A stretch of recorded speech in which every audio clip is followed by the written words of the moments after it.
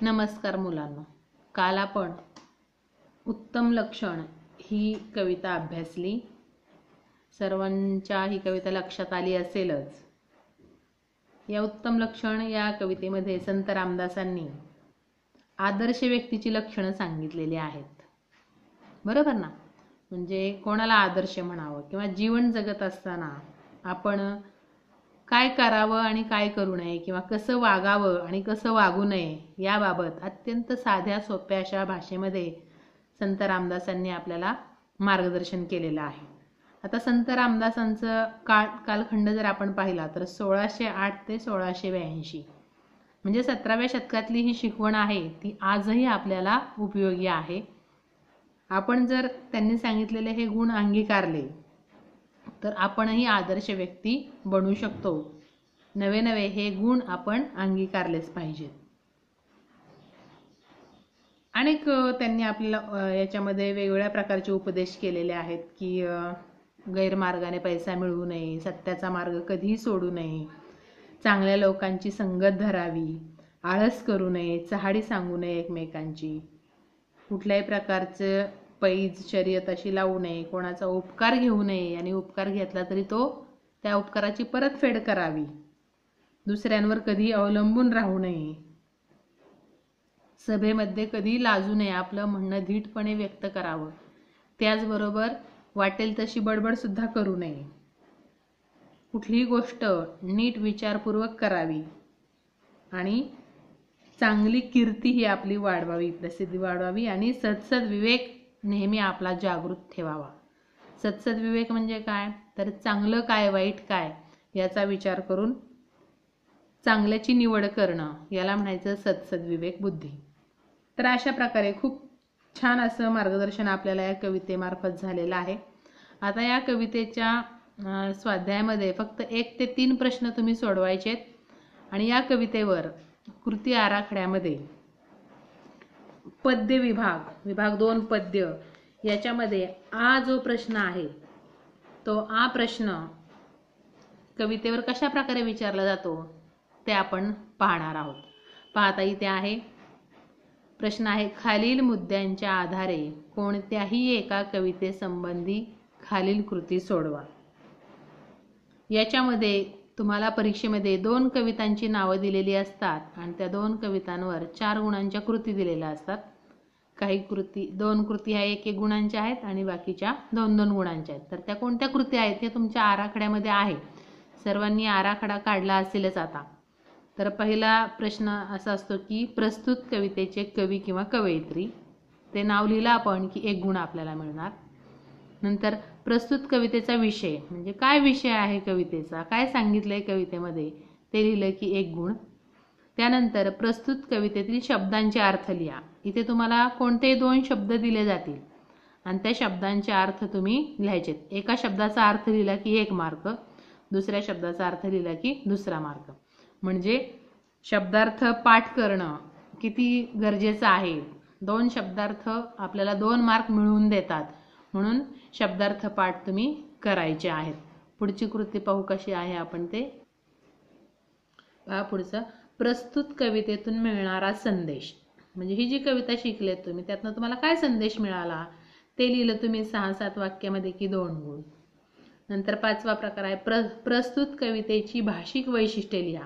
म्हणजे कवितेची भाषा कशी वाटली तुम्हाला,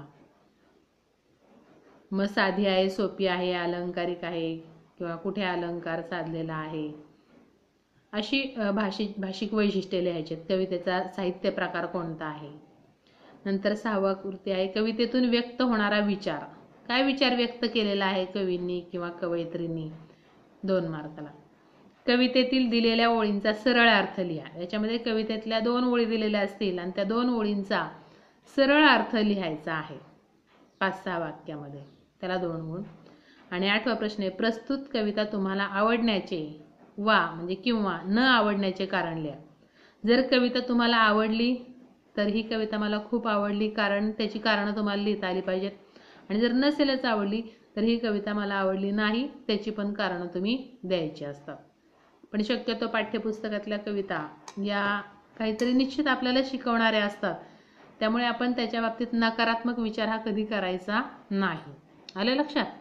आता आपण उत्तम लक्षण या कवितेत या 8 कृती कशा प्रकारे सोडवायच्यात ते मी तुम्हाला सांगणार आहे आणि ते तुम्ही तुमच्या वहीमध्ये नंतर लिहायचं आहे.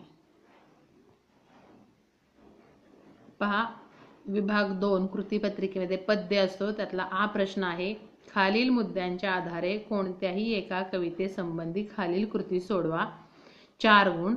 यामध्ये 2 कविता दिलेल्या असतील, त्यातली एकच कविता आपण निवडायची आहे. त्याच्यावर 8 प्रकारच्या कृती आहेत, पण त्या 8च्या 8 नाही विचारल्या जात. त्यातल्या 4 गुणांच्याच कृती विचारल्या जातात. मग 2-2 गुणांच्या 2 विचारल्या जातील किंवा 1-1 गुणांच्या 2 आणि 2 गुणांची 1 अशा 4च गुणांना कृती विचारल्या जाणार आहे. आता आपण जी कविता पाहिली उत्तम लक्षण, त्याच्यामध्ये 8ही कृती आपण सोडवणार आहोत आणि मग त्यातल्या कोणत्याही आपल्याला म्हणजे त्यातल्या 4 गुणांच्या कृती विचारल्या जातात. पहा, आता पहिला आहे प्रस्तुत कवितेचे कवी किंवा कवयित्री. मग उत्तम लक्षणचे कवी कोण आहेत? संत रामदास. एवढं लिहिलं तुम्ही की 1 गुण तुम्हाला मिळणार. दुसरी कृती पहा, प्रस्तुत कवितेचा विषय. काय विषय आहे कवितेचा? काय सांगितलं आहे कवितेमध्ये? तर आदर्श व्यक्तीची लक्षणे प्रस्तुत कवितेत सांगितली आहेत. असा विषय लिहिला एका वाक्यात की तुम्हाला 1 गुण मिळणार आहे. आता पुढची कृती आहे प्रस्तुत कवितेतील शब्दांचे अर्थ. याच्यामध्ये कवितेतील किती शब्द देणार तुम्हाला? फक्त 2 शब्द दिले जाणार आणि त्या 2 शब्दांचे अर्थ तुम्हाला लिहिता आले पाहिजेत. पण त्या 2 शब्दांसाठी तुम्हाला सर्व शब्दार्थ हे वारंवार वाचावे लागणार आहेत, लक्षात ठेवावे लागणार आहेत. आता मी यातली काही उदाहरणादाखल काही शब्द दिलेले आहेत. हे एवढेच नाही तर काल तुम्ही जेवढे लिहिले ना शब्दार्थ वहीमध्ये, ते सगळे तुम्ही नियमित वाचायचे, लक्षात ठेवायचे. पाहता ह्यातले असे आहेत आणखीन काल तुम्ही लिहिलेले, यातले कोणते 2 विचारले जातील आणि एका शब्दाचा अर्थ लिहिला की 1 मार्क मिळणार आहे. पहा तुम्हाला. श्रोती, त्याचा अर्थ काय? श्रोत्यांनी. बाणे म्हणजे अंगीकारणे किंवा स्वीकारणे. आर्जव याचा अर्थ विनंती. होड म्हणजे शर्त, शर्यत, पैंच किंवा करार. पराधीन याचा अर्थ परावलंबी किंवा पराधीन. सांडणे म्हणजे सोडणे. द्रव्य याचा अर्थ आहे धन, पैसा. म्हणजे तुम्हाला हे शब्द दिले जातील, त्याचा अर्थ तुम्ही इकडचे लिहायचे. किती शब्द विचारणार असे? फक्त 2च शब्द विचारले जातील. 2 शब्दांचे अर्थ लिहिले की तुम्हाला 2 गुण मिळणार आहेत. आता पुढची पहा, 2 मार्काची कृती काय असणार आहे 2 गुणांसाठी? प्रस्तुत कवितेतून मिळणारा संदेश. उत्तम लक्षण या कवितेमध्ये समर्थ रामदासांनी काय संदेश दिलेला आहे आपल्याला, तो आपल्या शब्दात लिहायचा आहे. पहा, कविता जर आपण वारंवार वाचली, तिचा अर्थ समजून घेतला तर तुम्हाला संदेश मनाने सुद्धा लिहिता येईल. कवितेला धरूनच लिहायचं असतं, कवितेतलाच संदेश लिहायचा असतो. पहा आता संदेश काय मिळतो आपल्याला उत्तम लक्षण कवितेतनं. आदर्श व्यक्तीने सामाजिक व वैयक्तिक जीवनात कसे वागावे व कसे वागू नये, काय करावे व काय करू नये याचे अतिशय सोप्या शब्दात मार्गदर्शन संत रामदासांनी केले आहे. सामाजिक आणि वैयक्तिक जीवनात म्हणजे समाजामध्ये वावरत असताना आणि दैनंदिन जीवन आपलं व्यक्तिगत जीवन जगत असताना आपण कसं वागावं, कसं वागू नये याचं मार्गदर्शन केलेलं आहे. काय सांगितलंय मग संत रामदासांनी? काय संदेश दिलाय? तर सत्याचा मार्ग स्वीकारावा, नेहमी खरं बोलावा, सत्याच्या मार्गाने कधी जाऊ नये, विवेकाने वागावे. विवेक म्हणजे सत्सद्विवेक, योग्य अयोग्य याचा विचार करून वागावं. कीर्ती वाढवावी, चांगल्या प्रकारे आपली प्रसिद्धी वाढवावी. संत संग धरावा, चांगल्या व्यक्तींच्या संगतीत राहावं. स्वावलंबी बनावं, स्वतःची कामं स्वतः करावी, दुसऱ्यांवर अवलंबून राहू नये, आपलं ओझं इतरांवर लादू नये. आणि अशा प्रकारे प्रत्येकाने आदर्श माणूस बनण्याचा प्रयत्न करावा, असा संदेश संत रामदास आपल्याला या कवितेतून देतात. एवढं लिहिलं तुम्ही. पहा किती ओळी झाल्यात? 6-7 ओळी झाल्यात. एवढं लिहिलं की 2 गुण तुम्हाला हमखास मिळणार आणि तुमच्या भाषेत लिहायचे तुम्ही. हे मी फक्त एक नमुना तुम्हाला लिहून दाखवलेला आहे. आता 5वी कृती पहा, प्रस्तुत कवितेची भाषिक वैशिष्ट्ये. ही भाषिक वैशिष्ट्ये लिहिली की 2 गुण. मग भाषिक वैशिष्ट्यामध्ये काय लिहायचंय, तर त्याचा काव्य प्रकार कोणता आहे किंवा कोणता रस यात अनुभवला आला, शब्दरचना कशी आहे. रस आपण शिकलो ना मागच्या वर्षी 9 रस, त्यापैकी कोणता रस आपल्याला याच्यामध्ये प्रत्ययाला येतो, शब्द कसे आहेत, भाषा, हे सगळं भाषिक वैशिष्ट्यामध्ये येतं. पाहता उत्तम लक्षण जर आपण पाहिलं तर या कवितेची रचना ओवी या छंदात केलेली आहे. ओव्या आहेत पा याच्यामध्ये, जसं आपण ज्ञानेश्वरीमध्ये ओव्या वाचतो तशाच प्रकारे या ओवीबद्ध अशी रचना आहे. म्हणून या कवितेची रचना ओवी या छंदात केली आहे. शब्दांची रचना अतिशय सोपी, सुबोध आणि सर्वसामान्यांना सहज समजेल अशी आहे. आता शब्दांची रचना जर आपण पाहिली तर सोपी आहे, सुबोध आहे, लगेच बोध होतो आपल्याला ना, आपण वाचलं तरी लक्षात येतं. पहा उदाहरणच द्यायचं झालं तर कोणाचा उपकार घेऊ नये, म्हणजे काय, कोणाचा उपकार आपण कधी घेऊच नाही, घेतला तरी राखू नये, म्हणजे कोणी आपल्याला उपकार केला आपल्यावर तरी आपण त्याची परतफेड करावी. परपीडा करू नये, विश्वासघात. परपीडा, पीडा म्हणजे त्रास, इतरांना त्रास देऊ नये आणि विश्वासघात कोणाचा करू नये. सोपी की नाही रचना, म्हणून आपण काय वापरले, शब्दांची रचना अतिशय सोपी, सुबोध आणि सर्वसामान्यांना सहज समजेल अशी आहे. हे भाषिक वैशिष्ट्य. नंतर ही कविता संत काव्य या वाङ्मय प्रकारातील आहे. वाङ्मयाचे वेगवेगळे प्रकार आहेत, मुक्त छंद असतं किंवा अष्टाक्षरी छंद असेल, संत काव्य आहे, पंथकाव्य, तर त्यातली ही आहे संत काव्य हा वाङ्मय प्रकार आहे. आणि या कवितेत कोणता रस अनुभवला येतो आपल्याला, शांत रसाचा अनुभव आपल्याला या कवितेमध्ये येतो. चांगले वर्तन व चुकीचे वर्तन या दोन्ही बाबी संत रामदासांनी अतिशय स्पष्टपणे व सोप्या शब्दात सांगितल्या आहेत. म्हणून या रचनेत प्रासादिकता आढळते. प्रासादिकता म्हणजे काय, सहज सुलभ सोपी भाषा, त्याला म्हणायचं प्रासादिकता. प्रासादिकता हा काव्याचा एक गुण आहे. तो काव्याचा गुण कशाला म्हणायचं, प्रासादिक रचना, तर ज्याचा आपल्याला अर्थबोध हा लगेच होतो, चटकन समजतं, सहज सोपी भाषा असते, त्याला म्हणायचं प्रासादिक रचना. आलं लक्षात. भाषिक वैशिष्ट्ये अशी लिहिली तुम्ही की त्याला 2 गुण मिळणार. पुढची 6वी कृती आहे कवितेतून व्यक्त होणारा विचार. मग काय विचार व्यक्त केलेला आहे, पहा एकदा कविता समजली ना तुम्हाला तर कवितेतला संदेश असेल, कवितेचा विचार, ह्याच्यामध्ये काय फारसा फरक नसतो, फक्त आपण आपल्या मनाने तयार करून लिहायचं. आता व्यक्त होणारा विचार पहा. प्रस्तुत रचना ही संत रामदासांच्या दासबोध या ग्रंथातून घेतलेली आहे. आता ह्याच्यामध्ये जेव्हा कविता तुम्ही शिकला त्याच्या खाली उजवीकडे लिहिलेलं आहे श्री दासबोध, दशक द्वितीय, समास दुसरा, उत्तम लक्षण. त्याच्यावरनं आपण हे लिहिलंय की संत रामदासांच्या दासबोध या ग्रंथातून ही रचना, उत्तम लक्षण ही रचना घेतलेली आहे. मग काय विचार मांडलाय त्यातनं पहा, तर व्यक्तीने समाजात कसे वागावे याचे मार्गदर्शन यात केले आहे. म्हणजे कवितेची जी मध्यवर्ती कल्पना आहे ती काही बदलत नाहीये, तीच वाक्य आपल्याला लिहायचे. आणखीन काय विचार मांडलाय, नेहमी सत्याने वागावे, मनाचा मोठेपणा बाळगावा, स्वावलंबी जीवन जगावे, इतरांना सहकार्य करावे, आळस झटकून टाकावा, त्याचबरोबर सत्कीर्ती वाढवावी, असे संत रामदासांनी सांगितले आहे. हाच विचार मांडलाय, जो संदेश दिलाय तोच विचार आहे. संदेश आणि विचार याच्यामध्ये काही फारसा फरक आपल्याला आढळत नाही. कवितेच्या ओळी ज्या आहेत त्या कवितेच्या ओळींचाच आपण आपल्या शब्दामध्ये अर्थ लिहिला की तो विचार हा कवितेतनं व्यक्त होतो. हे 2 गुणांना. आता पुढची कृती आहे 7वी. दिलेल्या कवितेतील दिलेल्या ओळींचा अर्थ लिहा. आता याच्यामध्ये पहा, कोणत्याही 2 ओळी देतील कवितेतल्या तुम्हाला. आता मी या 2 घेतलेल्या आहेत, मग याच विचारतील असं काही नाही, कोणत्याही 2 ओळी देतील त्याचा तुम्हाला तुमच्या भाषेत सरळ सरळ अर्थ लिहायचा आहे. कोणत्या ओळी दिल्यात पहा मी, सत्य मार्ग सांडू नये, असत्य पंथे जाऊ नये, कदा अभिमान घेऊ नये असत्याचा. आता याचा तुम्हाला समजलेला अर्थ तुम्ही लिहायचा या ओळीचा.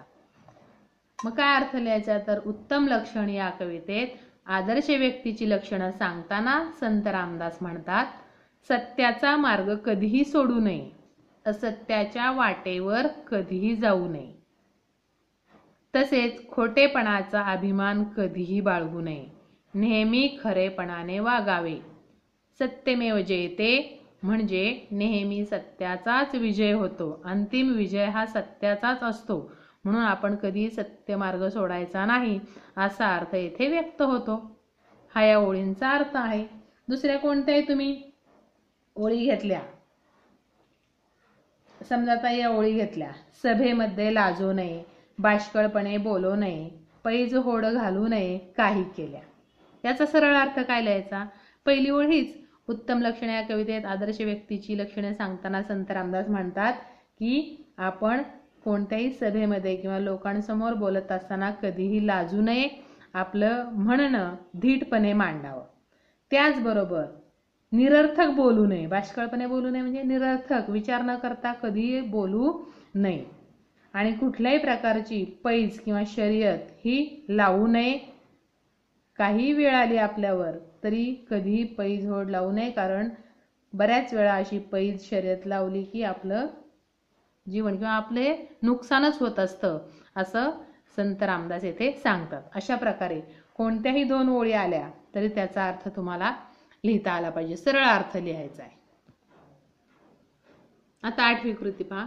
कविता आवडण्याचे वा न आवडण्याचे कारण लिहा. ते 2 गुणांसाठी आहे.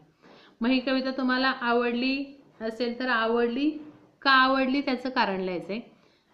शक्यतो नाही आवडली असं लिहू नका.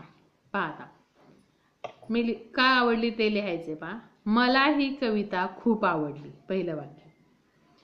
का बरं आवडली त्याची कारण आपण द्यायचेत. माणसाने जीवन जगताना काय करावे व काय करू नये याबाबत परखड शब्दात संत रामदासांनी मार्गदर्शन केले आहे.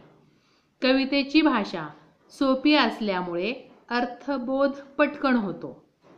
कवितेत मांडलेले विचार दैनंदिन जीवन जगताना अत्यंत उपयुक्त आहेत. खरे बोलावे, पैज लावू नये, आळस करू नये, स्वावलंबनाने जीवन जगावं, हे विचार जे मांडलेत रामदासांनी ते आपल्याला उपयुक्त आहेतच ना.